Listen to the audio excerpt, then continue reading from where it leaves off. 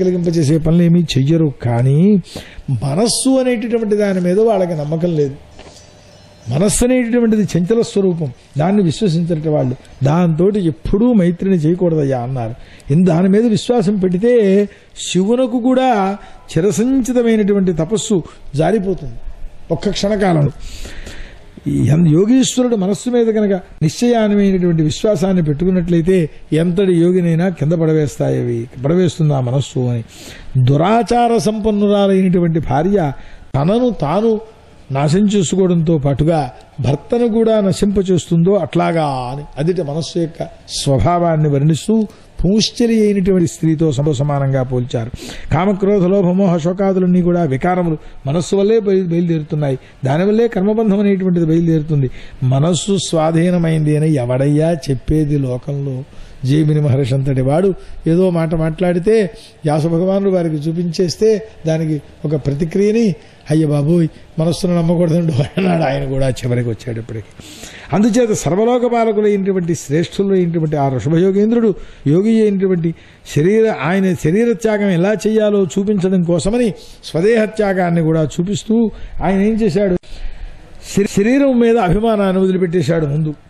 ఆ తర్వాత ఎప్పుడైతే అభిమానాభాసం మాత్రమే ఉన్నది, అభిమానం లాగా కనబడుతుంది కానీ అది అభిమానం కాదు. శరీరం ఉన్నంత వరకు అది తప్పదు. అట్లాంటి స్థితిలో శరీరాన్ని నడిపింపచేశాడు అన్నారు. కొంక వెంకట కుటక దక్షిణ కర్ణాటక ఇత్యాది దేశాలన్నింటినీ కూడా సంచరిస్తూ కుటక పర్వతం యొక్క ఉపవనంలో ఒక రోజున తన యొక్క ముఖంలో కృతపాషాణక ఓ రాయి ముక్క నోట్లో పెట్టుకున్నట్టు పిచ్చివాడిలా ఉన్నాడు, జుట్టు విడిపేసుకున్నాడు, నగ్నంగా ఉన్నాడు. వాయువేగం చేత కంపితమైనటువంటి వేణువులు వెదురులు ఒకదాన్నొకటి రాసుకుని దాంట్లోంచి బ్రహ్మాండమైన దావాగ్ని బయలుదేరి ఆ వనాన్నంతని కూడా దహించేస్తుంటే అక్కడే కూర్చున్నాడు కదలకుండాను. అయ్యో అగ్ని తగలబెట్టేస్తూ ఎవరిని, నన్నేం తగలబెట్టలేదే అని కూర్చున్నాడు అక్కడ.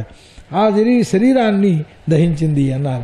ఆ ఋషభయోగేంద్రుని యొక్క ఆచరణాన్ని చూచినటువంటి వారలై అర్హంతుడని ఈ కొంక వెంకట కుటక దేశాలకి రాజుటప్పుడు పాపం ఆయన భవితవ్యం అలాంటిది ప్రారంభం. స్వధర్మాన్ని విడిచిపెట్టేసేసి ఆయనలాగా దిగంబరంగా ఉంటే అది చాలా గొప్పది అని ఆలోచించుకుని ఈ ఋషభయోగేంద్రుని యొక్క మార్గాన్ని పాఖండ మార్గాన్ని నడిపింపచేస్తాడయ్యా, చేస్తున్నాడు ఆయన తర్వాత కాలంలో. ఈ పాఖండధర్మం అనేటువంటి దేవమాయామోహితులైన మానవాధములందరూ కూడా స్నానాచమన శౌచరహితులై ఇంకేముండదు అక్కడ. హిప్పీలు అనేది అంటుంటారు చూడండి, దగ్గర కూర్చుంటే 3 గజాల దూరంలో కూర్చోలేము వాళ్ళకి. స్వేచ్ఛయ దైవావిజ్ఞం దేవతలను అవమానం చేస్తుండేటువంటి వారలై జుట్టు పీక్కోవడం కొంతమంది, 30 రోజులకు ఒకసారి స్నానం చేయడం కొంతమంది, ఇలాంటి ధర్మాలని పాటిస్తుండేటువంటి వారలై బ్రహ్మ వేదము బ్రాహ్మణులు యజ్ఞము ఆ పరమాత్మ ఈ మొదలైన వాటి యందు విముఖులైనటువంటి వారలై సంచరిస్తుంటారయ్యా. ఇది పాఖండమతం యొక్క స్వరూపము అని క్షౌరం చేయించుకోరు అనకూడదు. ఇప్పుడు రాత్రిపూట అనుకోండి జుట్టు పీక్కుంటారు కొన్ని మతాలలో, బాగా పెద్ద పెద్ద మతాలు, పైకి పేర్లు చెబితే బాగుండదు. జైన ధర్మ నిరతులైనటువంటి వాళ్ళు జుట్టు పీక్కోవడమే చేస్తారు. ఈ విధంగా సరే అవైదిక మార్గాన్ని స్వేచ్ఛాచారం చేత లోకాలలో కలిగింపచేస్తూ ఉంటారు. పరమాత్మ యొక్క లేదా భక్తుల యొక్క వాస్తవ స్వరూపాన్ని తెలుసుకోలేక వాళ్ళు చేసే పని మేం చేస్తాము అని అంటే సాధ్యమయ్యేటటువంటిది అవుతుందా జ్ఞానస్వరూపం అనేది? ఇది భగవంతుని యొక్క అవతారం. రజోగుణంతో నిండిపోయినటువంటి మానవులకు మోక్ష మార్గాన్ని ఉపదేశించడం కోసం వచ్చినటువంటిదయ్యా. ఇప్పటికి కూడా లోకాలందరూ కూడా ఆయన యొక్క గుణాలను గానం చేస్తుంటారు. సప్త సముద్ర పరివేష్టితమైనటువంటి భూమండలం యొక్క సర్వఖండాల్లోనూ కూడా భారతం ఖండం చాలా పుణ్యస్థానం. మిగిలిన లోకాలకన్నింటికంటే కూడా అక్కడ ఉన్నవాళ్ళు మనకంటే చాలా గొప్ప గొప్ప వాళ్ళు వస్తారు, రేపటి రోజున వస్తాయి ఆ చరిత్రలన్నీ కూడా. అయితే ఇక్కడకు పుట్టినటువంటి వారు ఋషభయోగేంద్రుని యొక్క అవతారాన్ని ఆయన అవతార చర్యలను కూడా మంగళదాయకమైనటువంటి చరిత్రలను గానం చేస్తుంటారు. ఆహా, ప్రియవ్రతుని యొక్క మహారాజు ఆయన యొక్క వంశంలో కీర్తే కీర్తి, ఎక్కడైనా కీర్తే, ఎవడైనా మహానుభావుడే అయిపోయినాడే. ఆ ప్రియవ్రతుడు మాణిక్య శాస్త్రి దత్తాత్రేయ శాస్త్రి గారు చెప్పారు మొన్న, ఇప్పుడు ఎక్కువ చోట్ల చెప్పాడు. ఇప్పుడు ప్రియవ్రతుని యొక్క వంశంలో అందరూ జ్ఞానులేనయ్యా అన్నారు. ఉత్తానపాదుల యొక్క చరిత్రలో రాజ్యాలు పరిపాలనలు తపస్సులు ఇవన్నీ వచ్చాయి, కానీ వీళ్ళందరూ ఇంచుమించు మొత్తం అంతా జ్ఞాన స్వస్వరూపులే అయిపోయినారు. ప్రియవ్రతుల యొక్క విశేషం అది అని. ఇది ఈ విధంగా పరమగురువు అయినటువంటి ఆ వృషభాగ్ని యొక్క సమస్త దుశ్చరిత పాపహరమైనటువంటి పరమ మంగళమైనటువంటి చరిత్రాన్ని నీకు చెప్పాయా. దీన్ని విన్నటువంటి వారు, వినిపించినటువంటి వారు అవహితుడై ఈ ఇద్దరిలో కూడా ఇద్దరి యందు వాసుదేవుని యందలి భక్తి ఐకాంతిక భక్తి అది మనస్సులో ప్రవేశిస్తుందట ఆ భక్తి దేవత యొక్క అనుగ్రహం చేత. వీడేం ప్రవేశించక్కర్లేదా, ఋషభయోగేంద్ర చరిత్ర వింటే చాలు అనని. ఆ భగవద్భక్తి అనేటటువంటిది స్వరసరిత్ గంగానది. అట్లాంటిది ఆ గంగానదిలో భక్తి అనేటటువంటి గంగానదిలో తమను తాము స్నానం చేసుకుంటూ ఉండేటటువంటి వారలై జ్ఞానులు మోక్ష సుఖాన్ని కూడా చూద్దాం లేవయ్యా, మోక్షం కంగారే ఉంది, కొంతకాలం నడవని అంటారట వాళ్ళు. అందుచేత ఎందువల్లనంటే ఈ భక్తి కలిగితే సర్వ కార్యములు పూర్తయిపోయినట్లే. సర్వ ప్రాణులకు గురైనటువంటి ఆ భగవంతుడు వాసుదేవుడు మీకు అంటే పరీక్షన్ మహారాజాదులకు శ్రీశుకుల వారు చెబుతున్నారు, పాండవులకు యాదవులకు రక్షకుడై ధర్మోపదేశుడై కింకరుణ్ణి అని నిలబడ్డాడయ్యా. ఎంత అదృష్టవంతులు మీరందరూ కూడా. ఓ పరీక్షన్ మహారాజా, మీ వంటి వారికి అసీమ భక్తా, హద్దులేని భక్తి కలిగినటువంటి వారు మీరందరూ కూడా. మిగిలిన విషయాలను అట్లా అట్టే పెట్టు. ఇతరులు ఎంతమంది సేవించినా ముకుందుడు మోక్షాన్ని అట్టే తొందరగా ఇవ్వడు. కానీ ప్రేమతో కూడుకున్నటువంటి ఈ భక్తి యోగాన్ని ఒకవేళ మోక్షాన్ని ఇస్తే ఇవ్వచ్చేమో తప్ప ప్రేమతో పరిపూర్ణమైనటువంటి ఈ భక్తి యోగాన్ని మాత్రం ఎప్పుడూ ఇవ్వడు. అట్లాంటి ఆ వంశంలో పుట్టారయ్యా మీరు. అయ్యా పరమాత్మ నిజస్వరూపమును పొందినటువంటి వాడై నివృత్తి, ఆయనకి ఏ ఇచ్చలు లేవు, కానీ లోకమునకు ఇచ్చ ఉన్నట్టు వాడుగా చూపించి ఇచ్చలు కలిగిన వాడు లోకాన్ని ఇట్లా తరించాలి అని చూపించడం కోసమని చెప్పి ఆత్మరూపాన్ని స్వయముగా తన పుత్రులకు ఆ ఋషీశ్వరులకు మునులకు తన ఆచరణ ద్వారా కొంతమందికి, తన యొక్క ఉపదేశం ద్వారా కొంతమందికి ఉపదేశం చేశాడో. నిత్యానుభూత నిజలాభ నివృత్త తృష్ణ శ్రేయస్య తద్రచనయాచర సుప్త బుద్ధే లోకస్య యః కరుణయా అభయమాత్మలోకమాక్షాత్ నమో భగవతే ఋషమాయ తస్మై. ఇది శ్రీమద్భాగవతే మహాపురాణే పంచమస్కంధే షష్ఠోధ్యాయః. శ్రీకృష్ణార్పణమస్తు. శ్రీమద్గురుచరణారవిందాభ్యాం నమో నమః. హరయే నమః. హరయే నమః. హరయే నమః. శ్రీశుకోవాచ భరతస్తు మహాభాగవతో యదా భగవతా అవనతల పరిపాలనాయ సంచింతిత సదనశాస్త్ర పంచజనీం విశ్వరూపదుహితరం ఉపయేమే. స్వస్తి స్వస్తి ప్రజాభ్య బ్రాహ్మణేభ్యః కౌసలేంద్రాయ మహీగుణాబ్ధయే చక్రవర్తి.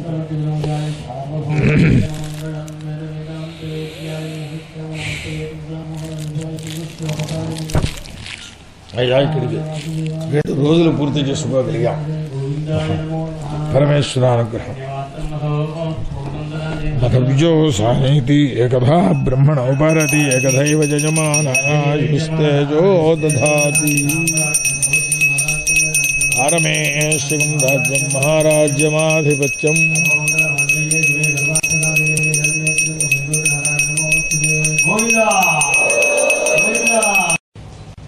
కృష్ణాయ వాసుదేవాయ దేవకీ నందనాయ చ నందగోపకుమారాయ గోవిందాయ నమో నమః. కృష్ణాయ యాదవేంద్రాయ జ్ఞానముద్రాయ యోగే నాథాయ రుక్మిణీశాయ నమో వేదాంతవేదినే. గురుర్బ్రహ్మా గురుర్విష్ణుః గురుర్దేవో మహేశ్వరః గురుస్సాక్షాత్ పరం బ్రహ్మ తస్మై శ్రీ గురవే నమః. శ్రీ కామకోటిపీఠ ప్రభవః శ్రీ చంద్రశేఖర యతీంద్రాః సర్వమతభక్తవందిత చరణాబ్జః జ్ఞానదాశ్చ విజయంతే. వ్యాసం వసిష్ఠనప్తారం శక్తేః పౌత్రమకల్మషం పరాశరాత్మజం వందే సుఖతాతం తపోనిధిం. అకారాదిక్షకారాంత వర్ణావయవశాలిని వీణా పుస్తకహస్తావ్యాత్ ప్రణో దేవీ సరస్వతి. మాతామహ మహాశైలం మహస్తదపితామహం కారణం జగతాం వందే కంఠాదుపరివారణం. శ్రీ మహాగణాధిపతయే నమః. కృష్ణాయ పరబ్రహ్మణే నమః. స్వస్త్యస్తు సంతు సతాం సన్మంగళాని శ్లోకైకశ్రవణమాత్రేణ నిఖిల కలికృత కల్మషాపనోదన పటుతరేమ్యే శ్రీహరిభక్తివివృద్ధౌ తాపత్రయోన్మూలనే చ సిద్ధే శ్రీమన్మహాభాగవతే పూర్వకథానుసారేణ అద్యతనకథా ప్రస్తూయతే. నానావిధ సాంసారిక విషయవ్యాకులచిత్తానాం భక్తానాం కేనాపి పుణ్యవిశేషేణ అత్ర పవిత్రప్రదేశే సమావిష్టానాం భక్తజనానాం మనోనైర్మల్య సిద్ధ్యై భగవాన్ యదునాథః గోవిందః త్రిః స్మర్యతాం. గోవింద గోవింద గోవింద. హరయే నమః హరయే నమః హరయే నమః.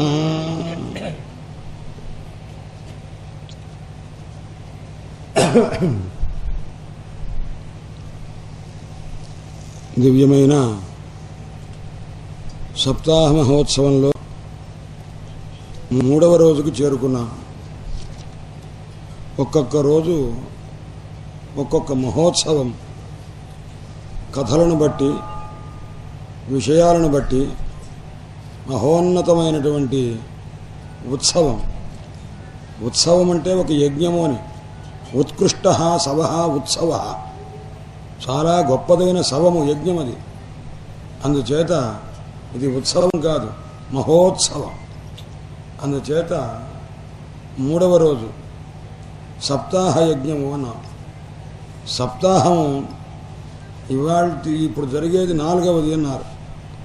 సప్తాహం అంటే ఎందుకు చేస్తున్నారు అంటే 7 రోజుల్లో 7 గ్రంథులు పోతవి. గ్రంథులు అంటే ముడులు అని అర్థం. ఏమిటా ముడులు అని అంటే దాని వరస చెప్పుకుంటూ వచ్చారు. మొదటి పత్ని గ్రంథి అంటే భార్య, ఆమె ఎందు ఈ రకమైన అభిమానాలు, ఆ సంసార బంధం పోతుంది. 2వ రోజున పుత్రగ్రంథి, పుత్ర సంబంధమైనటువంటి గ్రంథి, అది కాస్త తొలగుతుంది. తరువాత గృహగ్రంథి, ఇంటి మీద ఉన్నటువంటి ఆ గ్రంథి అంటే ఆ ముడి, ఆ విచారం తొలగుతుంది. 4 కర్మగ్రంథి, కర్మ సంబంధమైనటువంటి ప్రతిబంధకములు తొలగిపోతవి. 5 కుటుంబ గ్రంథి, ఇతర పరివారం ఏదైతే ఉందో ఆ పరివార సంబంధమైనటువంటి ఆ గ్రంథి కాస్త విడిపోతుంది. 6 ద్రవ్య గ్రంథి, ద్రవ్య సంబంధమైనటువంటి ఆ రకమైన మమకారాదులన్నీ తొలగిపోతవి. చివరకు గ్రామగ్రంథి అంటారు. ఏ గ్రామంలో ఉంటూ మా ఊరు మా ఊరు మా ఊరు అనుకుంటుంటామో ఆ అభిమానం కూడా తొలగిపోతవి. ఈ సప్తగ్రంథి విమోచకమైనది భాగవత సంహిత అని. అందుచేత ఒక్కొక్క రోజు ఇది ఎక్కడ వస్తుంది ఈ విషయం అంటే, మాహాత్మ్యం చెప్పినప్పుడు గోకర్ణుడు దివ్యమైనటువంటి కథ చెప్తుంటే దుందుకారి ఒక వెదురు కర్రలో రంధ్రం చేసుకొని ఆ కర్ర లోపల నుంచి వింటుంటాడు భాగవతం. ఎందుకంటే అతను వాయురూపంగా ఉన్నాడు కాబట్టి వింటుంటే ఒక్కొక్క రోజున కథ అవ్వంగానే ఒక కణుపు దగ్గర బ్రహ్మాండమైన శబ్దం అయి విరిగేది. 7 రోజులు అయ్యేసరికి 7 కణుపుల దగ్గర కూడా పగిలిపోయి అప్పుడు బ్రహ్మాండమైనటువంటి శబ్దం వచ్చి అతను ఆ ప్రేత రూపాన్ని కోల్పోయి అసలైన దివ్యమైనటువంటి స్వరూపాన్ని పొంది అతను కృతార్థుడయ్యాడు అని మహాత్మ్యంలో చెప్తారు. అంటే ఒక్కొక్క రోజున ఒక్కొక్క అజ్ఞానం చేత కూడుకున్నటువంటి అభిమానం ఏదైతే ఉందో, ఆ మమకారం ఏదైతే ఉందో అది తొలగిపోయి సాంసారికమైనటువంటి ప్రతిబంధాలు తొలగి మోక్షాన్ని ఇస్తుంది అని చెప్తారు. అందుచేత సప్తగ్రంథి భేదనము అని అంటుంటారు. భాగవతమునకు ఫలం అది. అయితే ఈవాటి రోజున పంచమ స్కంధంలో భరతోపాఖ్యానం నుంచి ప్రారంభం. భరతోపాఖ్యానానికి ముందు పంచమ స్కంధమునకు పేరు స్థానలీల అని పేరు.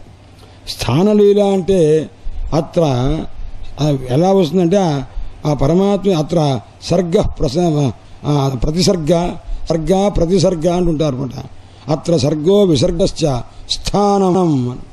భగవంతుడు ఎక్కడ ఉంటాడో, ఏకంగా ఉంటాడో, ఆ స్థలం ఎలాంటిదో అది చెప్పేది కాబట్టి దీనికి స్థానలీల అని ఒక అర్థం. ఇంకొకటి స్థానం మర్యాదాపాలనం. మర్యాదను రక్షించుట, భూలోకంలో ఎంత మటుకు హద్దు ఉండవలనో ఆ హద్దులో ఏ రకమైనటువంటి విధానం ఉండవలనో అది చెప్పారు. అందుచేత దీనికి స్థానలీల, ఈ హద్దు కలిగిన ఈ ప్రదేశంలో భగవంతుని యొక్క స్థితిని చెప్పింది కాబట్టి దీనికి స్థానలీల అని పేరు. అయితే నిన్న కూడా కొద్దిగా పూర్వతన కథ కించిదివ ప్రస్తూయతే, కొద్దిగా అన్నమాట. ఇక్కడ స్వయంభూమనునకు 2 కుమారులు, పెద్దవాని పేరు ప్రియవ్రతుడు, రెండవ వాని పేరు ఉత్తానపాదుడు, 3 కుమార్తెలు ఆకూతి, ప్రసూతి, దేవహూతి. అయితే పరీక్షన్ మహారాజు వింటున్నాడని చెప్పి మహానుభావుడు సుఖయోగేంద్రుల వారు, నాయన స్వయంభూమనువు యొక్క ఆ కుమారుడు ఉత్తానపాదుని యొక్క కథ చెప్తున్నాను, వినవలసింది అన్నారు. గురువుగారు ఏది మొదలుపెట్టి చెబితే అది వినటమే తప్ప, అదేమిటండి పెద్ద కుమారుడు ప్రియవ్రతుడు, రెండవ కుమారుడు ఉత్తానపాదుడు కదా, ముందు పెద్ద కుమారుడు వంశం చెప్పి తర్వాత రెండవ కుమారుడు వంశం చెప్పవాలి కదా, అలా చెప్పకుండా ముందు రెండవ కుమారుని కథ చెప్తున్నారేంటండి అనే పరిస్థితి కూడా లేదు. ఎందుకంటే కథ వినేటప్పుడు పులకరించి వింటున్నాడు, ఒకప్పుడు ప్రశ్న వేసేటువంటి దృష్టి కూడా లేకుండా పోతుంది. అలాంటి మైమరచి ఆయన చెప్తుంటే మైమరచి వింటున్నాడు. అయితే మనకొక శంక కలుగుతుంది కదా, ఆ శంకకు సమాధానం ఏమిటి అన్నారు. ఆయన ప్రియవ్రతుడు కర్మరతుడు, అదే ఉత్తానపాదుడు జీవుడు కర్మరతుడు, కర్మల యందు ఆసక్తి గలవాడు.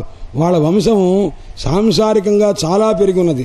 అందుచేత ప్రియవ్రతుని వంశం దగ్గర నుంచి ఆ చతుర్థస్కంధంలో చివరి దాకా కూడాను ఒకరి తర్వాత ఒకడు వాడు సంతానం కలగటం, దానిలో ఆ రాజ్యం పొందటంలో కష్టపడటం, అందులో వైరాగ్య సంపన్నులు ఒకళ్ళిద్దరు ఉన్నారు. ధ్రువుని యొక్క కుమారుడు ఉత్కలుడు అని ఉన్నాడు, మహానుభావుడు, సనకాది మహర్షులతో సాటి అయినటువంటి వాడు ఉన్నాడు. అలాంటివన్నీ చెప్పుకుంటూ వచ్చారు. అయితే ఆ తర్వాత వాళ్ళ వంశం పెరిగిన తర్వాత ప్రియవ్రత వంశం ఇప్పుడు మొదలుపెట్టి చెప్తున్నారు. ప్రియవ్రత వంశము జ్ఞానపరిపూర్ణమైన వ్యక్తులతో నిండిందనమాట. ఆ వంశం పెద్ద విస్తారంగా పెరిగింది కాదు. అందుచేత కర్మాసక్తి కలిగిన వాళ్ళ వంశాన్ని ముందు చెప్పి అంతకంటే జ్ఞాననిష్ఠులైనటువంటి మహనీయుల యొక్క కథ తర్వాత చెప్పాలి. ఎందుకంటే ఇంతకుముందు తృతీయ స్కంధంలో కూడా పూర్వమీమాంస ఉత్తరమీమాంస ఆ రకంగానే కర్మాసక్తి కలిగిన వాళ్ళకంటే జ్ఞానాసక్తి కలిగిన వాళ్ళ విషయం తర్వాత చెప్పాలి.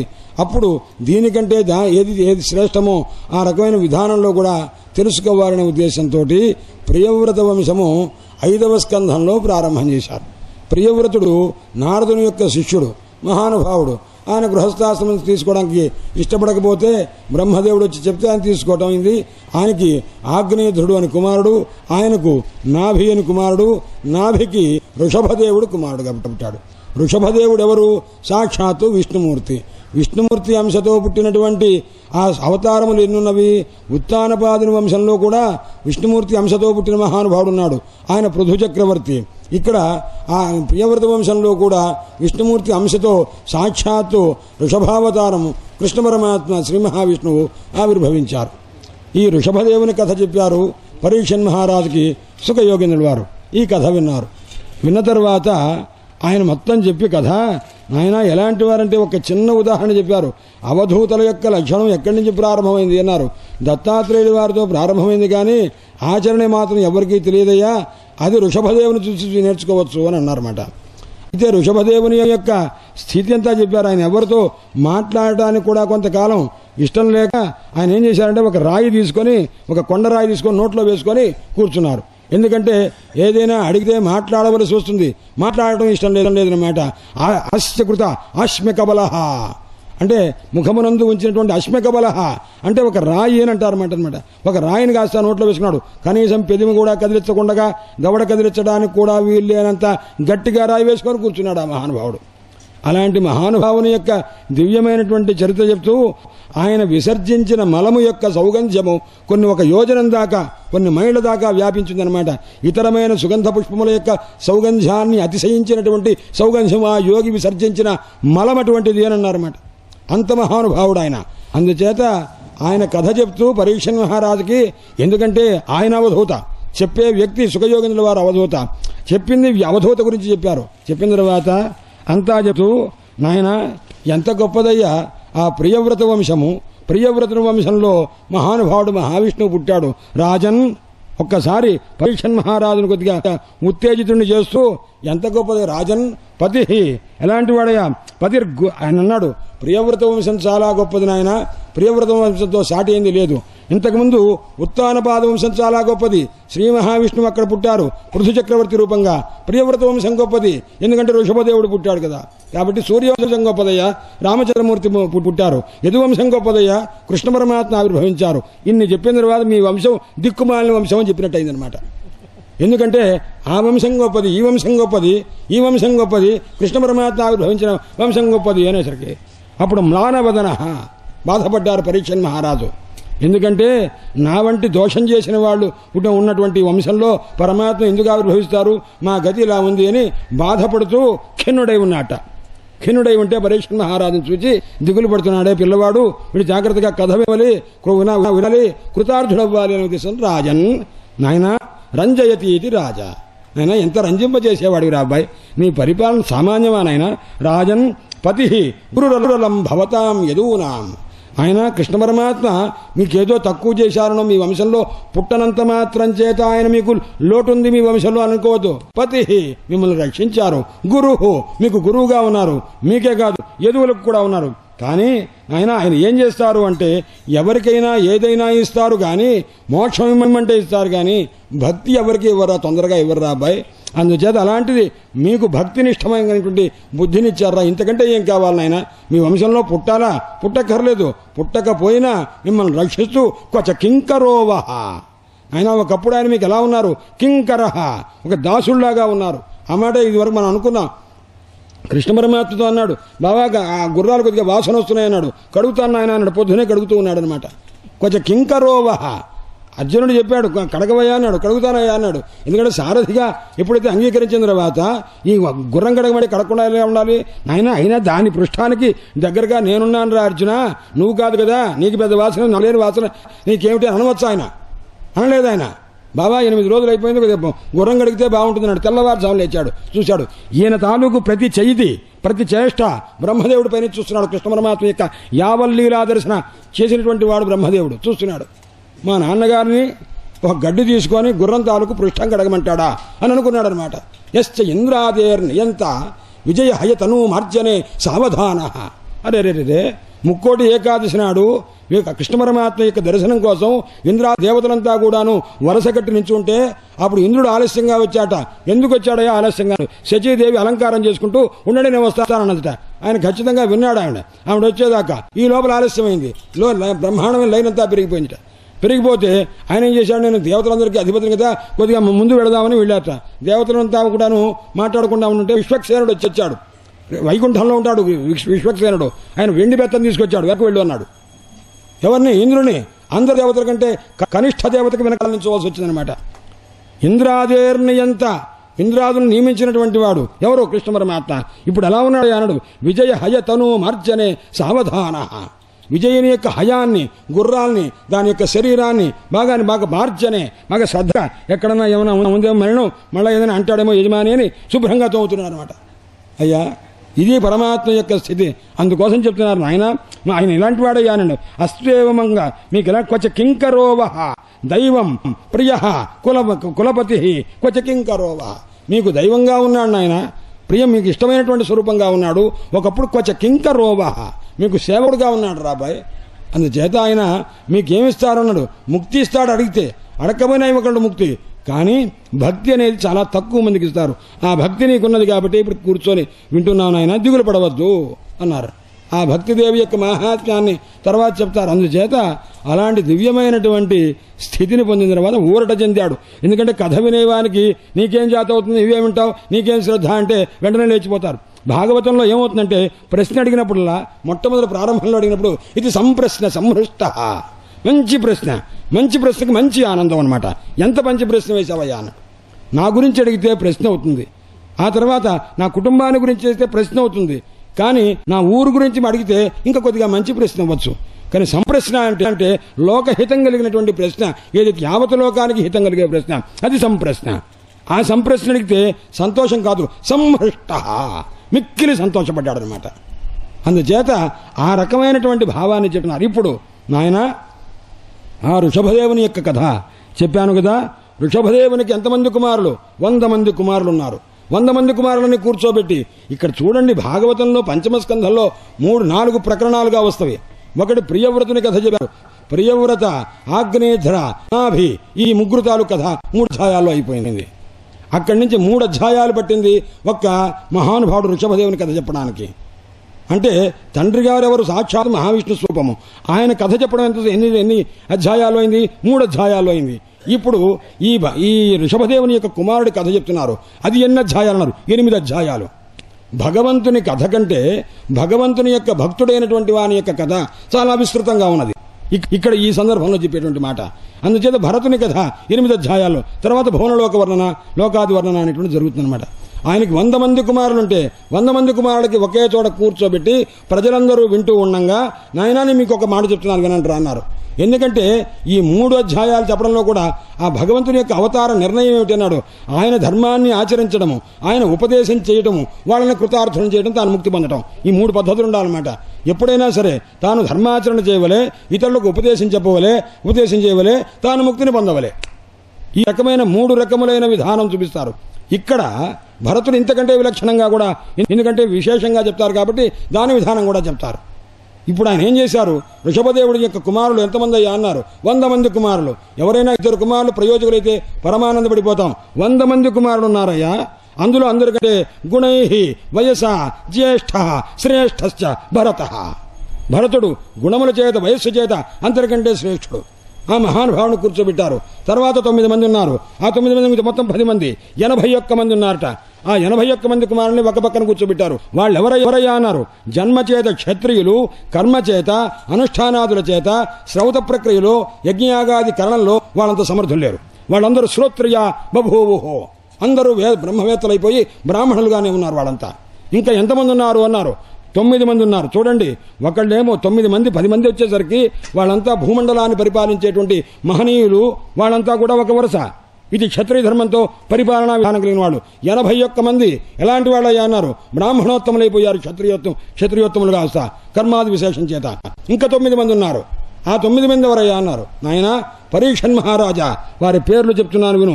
విన్నంత మాత్రం చేతనే కృతార్థుడవుతావు. ఆయన వాళ్ళంతా ఎలాంటి వాడన్నారు? సనకాది మహర్షులు సైతము కూర్చున్నవాడు లేచి నమస్కారం చేసేటువంటి స్థితి కలిగిన మహనీయులు సుమా. వాళ్ళెవరు? నవయోగులయ్యా అన్నారు. కవి, హరి, అంతరిక్ష, ప్రబుద్ధ, పిప్పలాయన, ఆవిర్హోత్ర, ద్రుమిళ, చమస, కరభాజన. ఆ మహానుభావుడు చెప్పాడు. ఒకసారి కాదు.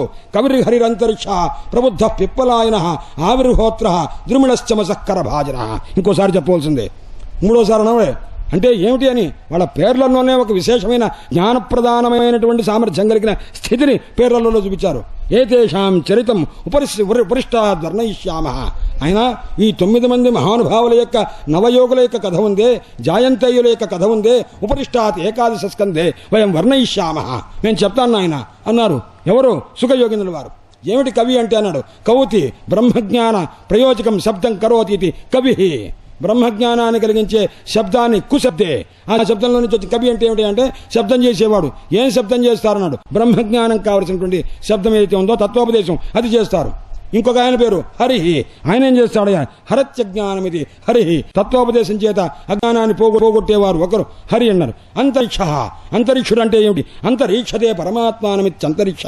లోపల తనలో తాను కూర్చొని ధ్యానం చేసుకుంటే లోపల పరమాత్మ యావత్ భూమన్ మొత్తం లోకాల్లో వ్యాపించిన పరమాత్మని తన హృదయ కుహరంలో పెట్టుకొని ఇక్కడ కూర్చోబెట్టుకొని ఇక్కడ ఆయన యావత్ బ్రహ్మాండాన్ని చూపిస్తూ ఉంటాట.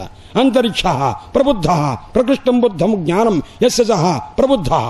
ఆ జ్ఞాన స్వరూపుడు ఆ మహానుభావుడు, ప్రబుద్ధుడు, పిప్పలాయన. ఇలాగా ఒక్కొక్కళ్ళ గురించి ఒక్కొక్క పేరుకి అర్థం చెప్పుకుంటూ పోతారు. అందుకోసమే కవిరి హరిరంతరిక్ష ప్రబుద్ధ పిప్పలాయన ఆవిర్హోత్ర ద్రుమిళ చమస కరభాజన. ఇది మీకెలా ఉన్నా నాకు మాట వింటాం చెప్పడం వల్ల మహా ఆనందం, వింటే మీకు ఆనందం అన్నమాట. ఎందుకంటే ఆ శబ్దముల్లో అంత అర్థం ఉందని మహానుభావులు చెప్పారు, భాగవతంలోనే చెప్పున్నారన్నమాట. అలాంటి 9 మంది కుమారులు నవయోగులంతా ఉన్నారు. ఈ 100 మంది కుమారులంతా వింటూ ఉండగా ఉపదేశం చేశారు. ఒక్క శ్లోకం, అందులో పూర్వతనమైనటువంటి శ్లోకం చెప్పి ముందు కథ చక్క వెళ్ళిపోతుంది. ఇక ఆగే పని లేదు. అది ఏమిటయ్యా అన్నారు? నాయనా మీకు ఒక్క మాట చెప్తున్నాను. మహత్సేవాం, పెద్దల సేవ చేయండి రా అబ్బాయి. పెద్దలు సేవ చేయాలి. సేవ చేయమని చెప్పిన తండ్రి, చెప్పిన తల్లి, జ్ఞానానుపదేశం చేసే తండ్రి, జ్ఞానాన్ని ఉపదేశం చేయని తండ్రిని విడిచిపెట్టి, జ్ఞానోపదేశం చేయలేనటువంటిది దాన్ని సహకరించినటువంటి గురువుని విడిచిపెట్టి, తల్లిని విడిచిపెట్టి, బంధువుని విడిచిపెట్టి, భర్తను విడిచిపెట్టి వదిలేసి పారేస్తారు. అని చెప్పారు. అందరికీ అలా కాదు, ఉత్తమోత్తములైన వాళ్ళకి చెప్పిన విషయం. ఇప్పుడు ఇలా అన్నారని మనం పిచ్చి పనులు చేయకూడదు. ఎందుకంటే నాయన ఒక ఈగ గరుత్మంతుడితో పోటీ పడి నేను ఎగురుతానని ఇప్పుడు కూడా ఆ రకమైనటువంటి పోటీ పెట్టుకోకూడదు. అందుకే గురుర్న సస్యాత్, ఆ గురువు కాడు. ఎవరైతే బంధ విమోచనం చేసే ఉపదేశం చెయ్యడో గురుర్న సస్యాత్ జననీన సస్యాత్. ఏ గురువు అర్థమే ప్రధానము పరమార్థము వ్యర్థము అని చెప్పాడు అనుకోండి, ఆ గురువుని విడిచిపెట్టేసి ఎవరు ఎలాగా అన్నారు. శుక్రాచార్యుల వారిని బలిచక్రవర్తి విడిచిపెట్టలేదా? ఆయన అర్థమే ప్రధానం, డబ్బు రక్షించుకోరా అన్నారు. పరమార్థమైన పరమాత్మ యొక్క ఆ స్వరూప ప్రాప్తి ప్రధానం కాదన్నాడు. అర్థము ప్రధానమని, ఆ పరమార్థము వ్యర్థమని చెప్పాడని చెప్పి బలిచక్రవర్తి ఆయన్ని శుక్రాచార్యుల వారిని విడిచిపెట్టేశాడు. ఆ పరాజయం వస్తుంది, కష్టం వస్తున్నాడు, వచ్చినా భరిస్తానన్నాడు అనమాట. అలాగే ఆ తల్లి కాదు, అది ఏ తల్లి జ్ఞానోపదేశం చేయదో అర్థమే ప్రధానమని చెప్పిన కైక ఆ వ్యర్థమని చెప్పి పరమాత్మ యొక్క ఆ స్వరూప ప్రాప్తి వ్యర్థమని చెప్పింది. అందుకోసమని ఆ అర్థాన్ని విడిచిపెట్టి, అర్థంతో పాటు తల్లిని విడిచిపెట్టి పరమార్థ స్వరూపుడైన రామచంద్రమూర్తి పాదాలు పట్టుకున్నాడు. అది పద్ధతి అనమాట. అందువల్ల జననీన సస్యాత్ పితాన సస్యాత్. ఆ తండ్రి కాడు. ఏ తండ్రి జ్ఞానోపదేశం చేయడో దానికి సహకరించడో ఆయన ఎలా విడిచిపెట్టాలన్నాడు. హిరణ్యకశిపం ప్రహ్లాదయివ. హిరణ్యకశిపుణ్ణి ప్రహ్లాదుని విడిచిపెట్టాడు అనమాట.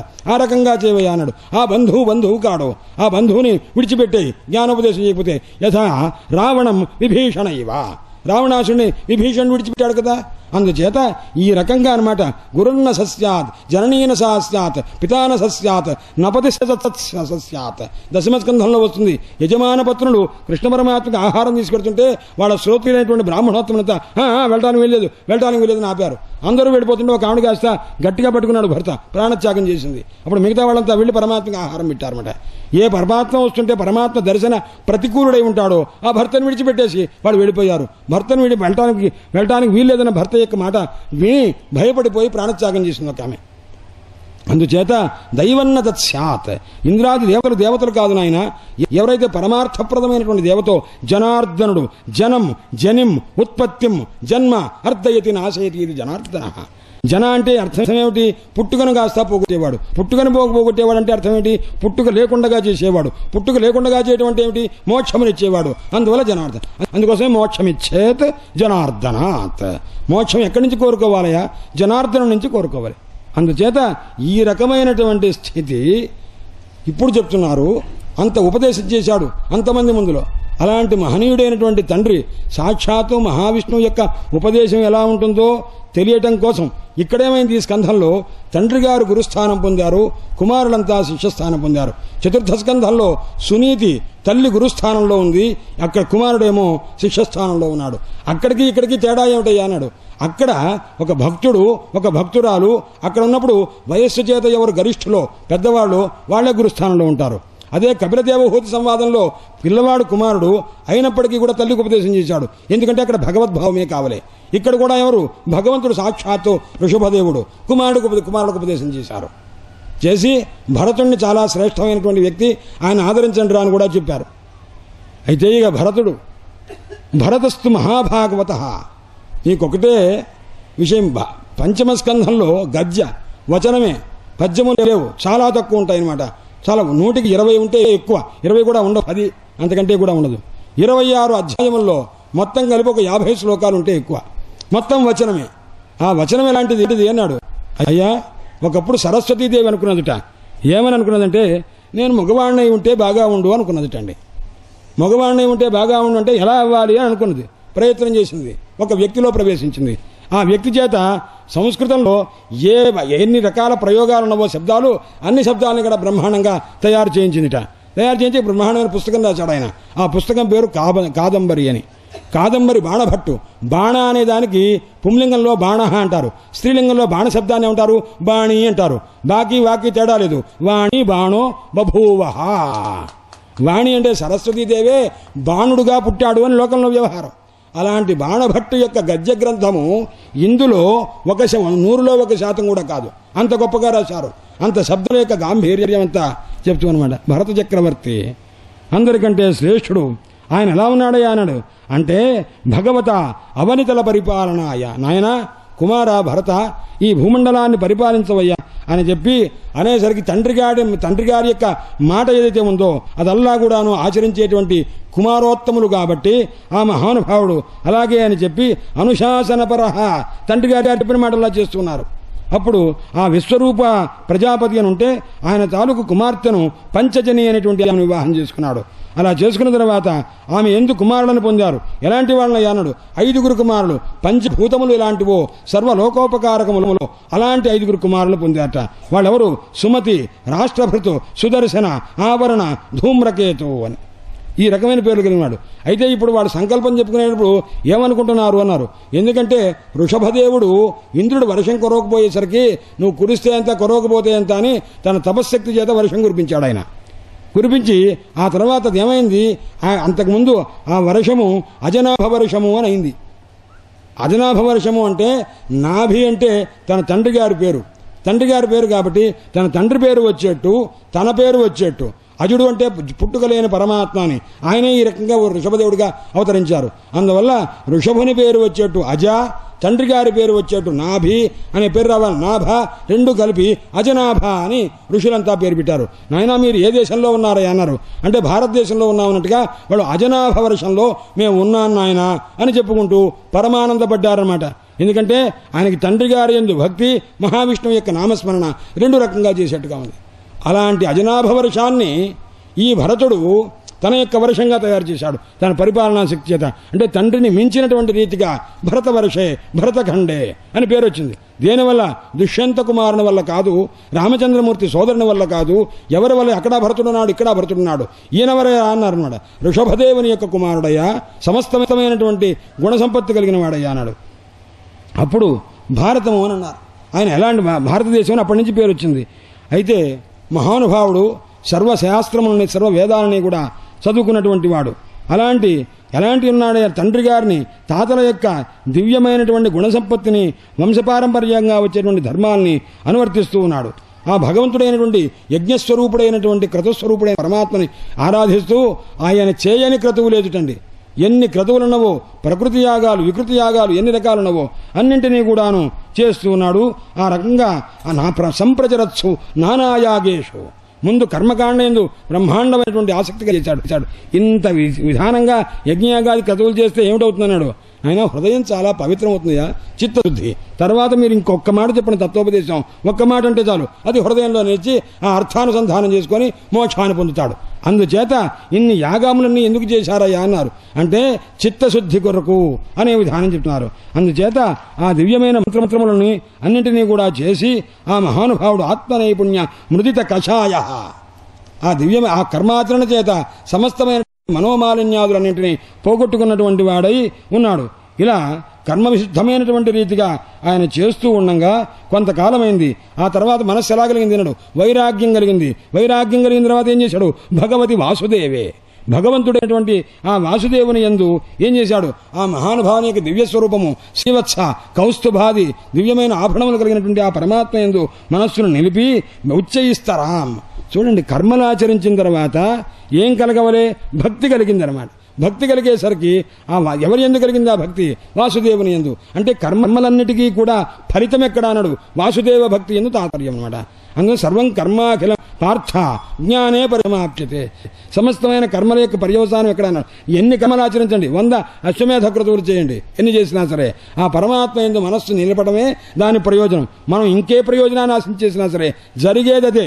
అందుచేత ఆ వాసుదేవుని యందు మనస్సు నిలిపాడు. నిలిపిన తర్వాత కొంతకాలం అనేక వేల సంవత్సరములు రాజ్యం చేసి ఆ మహానుభావుడు ఏం చేశాడు? నిర్వాణావసరః అంటే కర్మ నిర్వాణం చేసి అన్ని కర్మ పరిత్యాగం చేసి ఆయన తన కుమారులందరికీ 5 కుమారులకి గాను రిక్తం అంటే కులక్రమాగమైనటువంటి ధనం మొత్తాన్ని కూడాను వాళ్ళందరికీ ఇచ్చేశాడు.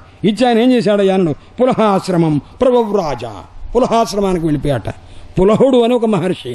ఆ మహర్షి యొక్క ఆశ్రమంలో ఒక పక్కన పరమేశ్వరుడు, ఒక పక్కన విష్ణుమూర్తి ఇద్దరు ఉంటారు. ఎలా ఉంటారు? భూతిభూషిత దేహాయ ద్విజరాజేన రాజతే ఏకాత్మనే నమస్తుభ్యం హరయేచ హరాయచ. మధుసూదన సరస్వతి స్వామి వారు రాస్తారు, నాయన భూతిభూషిత దేహాయ, ఈశ్వరుడు భూతిభూషిత దేహుడు అంటే భస్మ చేత రాసుకున్నటువంటి శరీరం కలవాడు. ఈయన కూడా విష్ణుమూర్తి భూతిభూషిత దేహుడు. భూతి అంటే లక్ష్మీదేవి, ఆమె చేత భూషిత అలంకరింపబడినటువంటి దేహం కలవాడు. వక్షరంలో లక్ష్మీదిగా, అందువల్ల భూతిభూషిత దేహాయ ఇద్దరు కూడా ద్విజరాజేన రాజతే. ద్విజరాజు అంటే సర్పము ఆభరణంగా కలవాడు. ముందు గుడ్డు కాబట్టి తర్వాత సర్పం అవుతుంది కదా. అందువల్ల ద్విజరాజు చేత అంటే వాసుకి మొదలైనటువంటి సర్పముల చేత ప్రకాశిస్తున్నవాడు పరమేశ్వరుడు. ఈయన కూడా ఒక ద్విజరాజు ఉన్నాడు అంటే పక్షిరాజు గరుత్మంతుడు, ఆయన చేత ఈయన ప్రకాశిస్తున్నాడు. కాబట్టి ఇద్దరు ఒకే రకంగా ఉన్నాడు. ఏకాత్మనే మరి వేరే వేరేగా కనిపిస్తున్నారు. ఆయన దేహం చూడకురా అబ్బాయి, ఆత్మ చూడరా, ఏకాత్మనే ఒకే స్వరూపం ఆయన. అలాంటి వాళ్ళు ఎవరయ్యా అన్నారు? హరయేచ హరాయచ. ఆయన హరికి నమస్కారం, హరునకు నమస్కారం, మాధవుడు ఉమాధవుడు. అందుచేత అలాంటి మహానుభావునికి నమస్కారం చేసుకోవాయా అని అన్నారు. అందుచేత ఆ పులహాశ్రమం ఎలాంటిది అన్నారు అంటే ఆయన హరిహర క్షేత్రము. ఆ హరిహర క్షేత్రంలో తపస్సు చేసుకుంటూ ఉన్నాడు. ఎందుకంటే అక్కడ భగవాన్ హరి అద్యాపి తత్రత్యానాం నిజజనానాం వాత్సల్యేన సన్నిధాప్యతే ఇచ్ఛారూపేణ. అందుచేత కొంతసేపు అయిన తర్వాత మీరు ఆ ఫలానా సమయంతో మటుకు చెప్పండి అంటుంటారు. తర్వాత మన స్థితిలో మనం ఉంటే చెప్పవచ్చు. భాష్యం తాలూకు విషయం మర్చిపోయే శక్తి ఉన్నది ఎక్కడ? ఈ మంత్రాక్షరములకు. ఎన్ని ఈ మంత్రాక్షరములు చెప్పాను? 5,76,000 అక్షరములు కలిగిన ఈ దివ్యమైన భాగవత మహాసంహిత అనే ఒక మహామంత్రానికి ఆ శక్తి ఉంది. అందుచేత అక్కడ చెప్తున్నారు. అందుకోసం కొన్ని పంక్తులు చదవాలి, అది వినాలి మీరు అనే ఉద్దేశం అనమాట.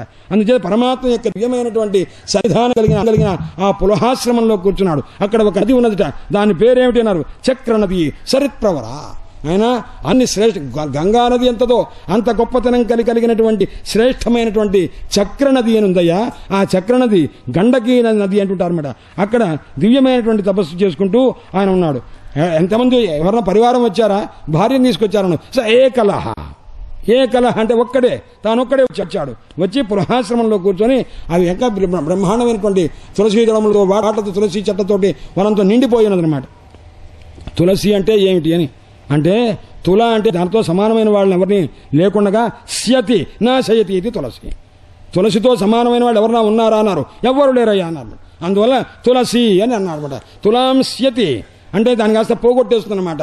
నాతో సాటి ఎవరు లేరు. ఎందుకు? కృష్ణ పరమాత్మ యొక్క వక్షస్థలంలో అందరికంటే పైన ఆ లోపల కౌస్తుభమణి ఉంది. ఇంకా ఏదైనా హారాలు పెట్టుకో, లక్ష్మీదేవి ఉంది, వాటి పైన నేను ఉంటానన్నమాట.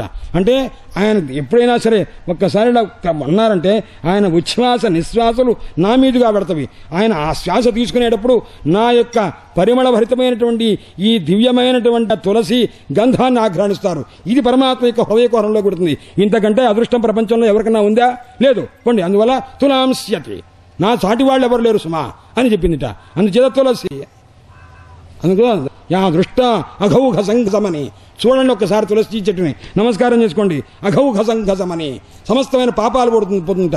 స్పృష్ట ఒక్కసారి ముట్టుకున్నారనుకోండి వపుఃపావని సమస్తమైన శరీరాన్ని పవిత్రం చేస్తుంటా. సంరోపిత ఒకసారి వేసాన్ని అంతకత్రాసిని ఒక్కసారి ఒక చెట్టు కనుక మనం ఇంట్లో పెట్టుకున్నాం అనుకోండి అంతకత్రాసిని మృతి భయం లేకుండా చేస్తుంది. తస్యై తులస్యై నమః. అలాంటి తులసికి నమస్కారం ఉన్నారు. అందుచేత అక్కడ గండకీ నదీ తీరంలో సమస్త పుష్ప ఫలభరితమైనటువంటి ఆ వనంలో ఉన్నారు. అప్పుడు భగవంతుని యొక్క ఆరాధన విడిగా ఒక్కడుగా ఉండి చేస్తూ సమస్తమైనటువంటి వాంఛల్ని విడిచిపెట్టి ఆయన గొప్ప ఆనందాన్ని అనుభవిస్తున్నాడు. ఇలా ఉంటూ ఉండంగా ఒక రోజున ఎలా ఉంది? ఏవం నిజ రమణారుణ చరణారవింద అనుధ్యాన పరిచిత భక్తి యోగేన.